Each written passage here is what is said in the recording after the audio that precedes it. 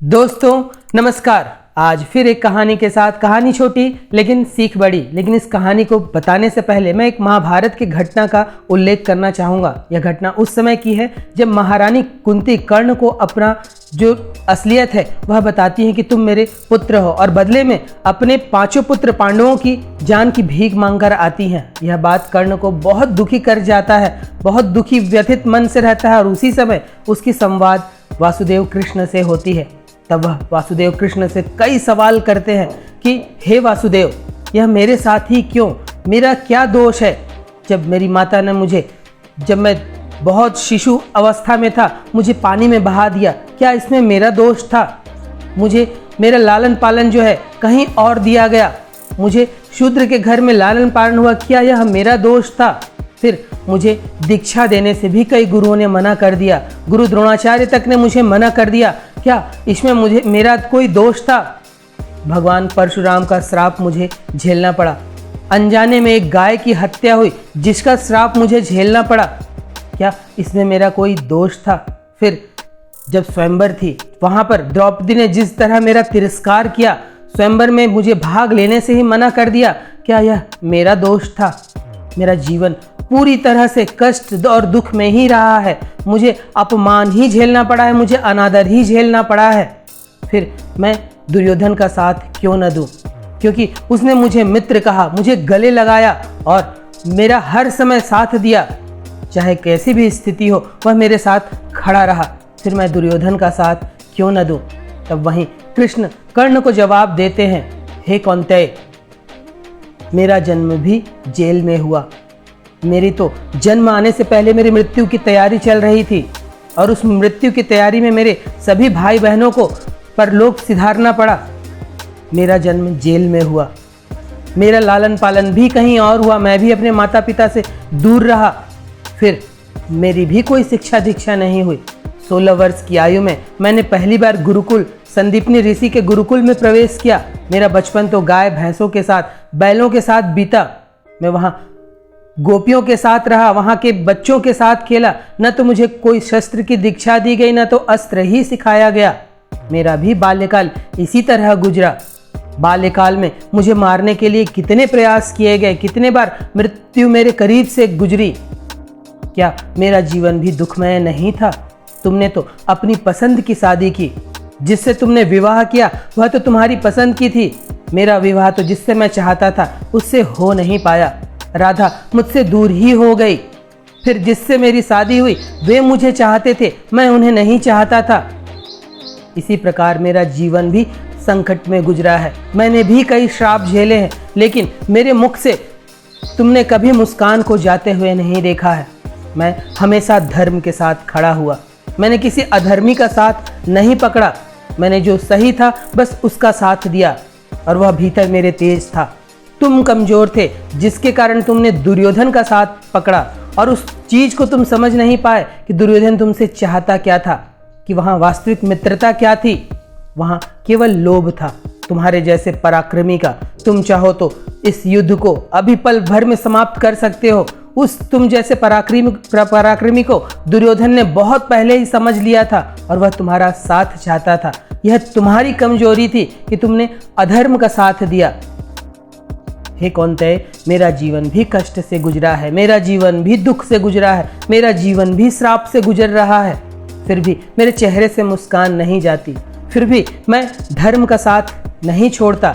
फिर उस धर्म का साथ देने के लिए मुझे कुछ भी नाम स्वीकार करना पड़े, मुझे चोर कहा जाए, मुझे रणछोड़ कहा जाए, मैं सब स्वीकार करता हूँ, क्योंकि मैं जानता हूँ मैंने धर्म का साथ दिया है। लेकिन तुम्हारा यहाँ पर पराक्रम कमजोर हुआ, तुम अधर्म के साथ खड़े रहे, जिसके कारण तुम्हें युगों युगों तक तुम्हारा वह मान नहीं हो पाएगा। तुमने गुरु परशुराम से जो दीक्षा भी ली वह भी झूठ के आधार पर। जहाँ झूठ आधार हो उस चीज में तुम कैसे पराक्रम हो सकते हो? वह सब सही था। तुमने हमेशा अधर्म का ही साथ चुना, यही कारण है कि तुम्हारा जीवन दुखों से और रोता हुआ ही बीत रहा है। तुम अब भी रो रहे हो। वक्त है अभी भी, धर्म का तुम साथ दे सकते हो, यह तुम्हारे हृदय से आना चाहिए। दोस्तों, यह छोटा सा संवाद कर्ण और कृष्ण का, दोनों का जीवन लगभग एक जैसा, लेकिन वह उनका नज़रिया था कि जीवन में किस चीज़ को कैसे लेना है। आज की कहानी इसी से मिलती जुलती है। दो भाई थे। एक भाई बहुत शराब में दिन भर लत रहता था, घर में मारपीट किया करता था, घर वाले उसे पसंद नहीं करते थे। वहीं दूसरा भाई उस शहर का बहुत बड़ा बिजनेसमैन था, सफल व्यवसायी था।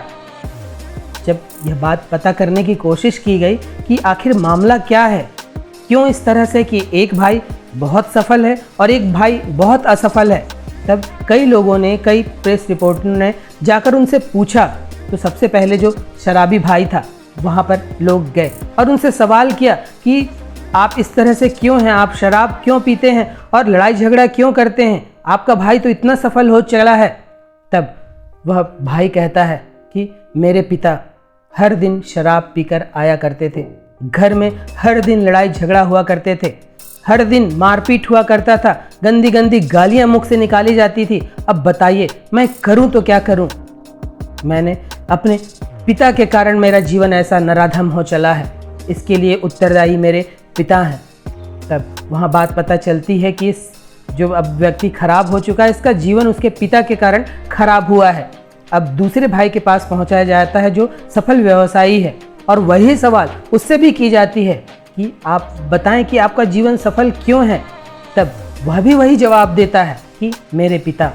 तब सारे प्रेस रिपोर्टर जो है वो आश्चर्यचकित हो जाते हैं कि ऐसा कैसे, एक शराबी, एक लड़ाई झगड़ा करने वाला, एक मुख से गंदी गंदी निकालने वाला व्यक्ति कैसे आपकी प्रेरणा और आपकी सफलता का कारण हो सकता है। तब वह व्यवसायी कहता है कि मेरे पिता आए दिन शराब पीकर आया करते थे, वे घर में लड़ाई झगड़ा किया करते थे और वहाँ से मुझे प्रेरणा मिली कि मेरा जीवन ऐसा नहीं होगा। मैं कभी शराब को, कभी नशे को हाथ नहीं लगाऊंगा, मैं कभी स्त्री पर हाथ नहीं उठाऊंगा, मैं कभी स्त्री को कोई गाली नहीं दूंगा। मेरे पिता ने मुझे प्रेरणा दी कि मुझे इनके जैसा नहीं बनना है, और मैं आज अपने पिता के कारण यह सफलता को पा रहा हूँ। दोस्तों देखिए, दोनों घटनाएं दोनों भाइयों के लिए एक जैसी हैं, लेकिन एक भाई ने कुछ और ढंग से लिया, दूसरे भाई ने कुछ और ढंग से लिया।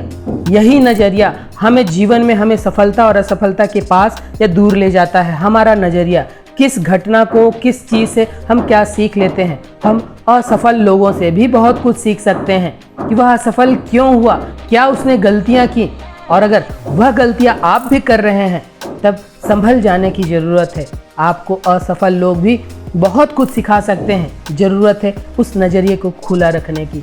क्या अच्छा है, किससे मेरा जीवन श्रेष्ठ है, किससे मेरे जीवन में अच्छी ऊर्जाएं आ रही हैं, आपको उस पर टिकना होगा। भले उसके लिए आपको कोई भी नाम दे दिया जाए, उसके लिए आपको रणछोड़ बोल दिया जाए, उसके लिए आपको चोर बोल दिया जाए, लेकिन जो चीज़ें आपके जीवन में गलत चीज़ें लाती हैं, दोष लाता है, गलत संगत लाती है, गलत आदतें लाती है, वह कोई आपका अपना ही क्यों ना हो, उसे छोड़ना होगा।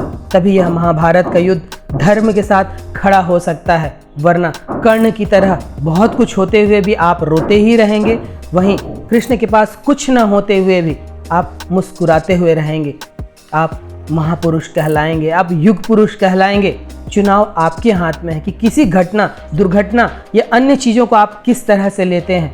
आपका नज़रिया ही आपको विजेता या आपको असफल बनाता है। तब उस नज़रिए को खुला रखिए, सकारात्मक रखिए, और इस कहानी से, कर्ण और कृष्ण के संवाद से, उनके जीवन से, और इस छोटी सी कहानी से, बहुत छोटी कहानी, लेकिन यह आपको बताती है कि नज़रिया आपका कैसा होना चाहिए।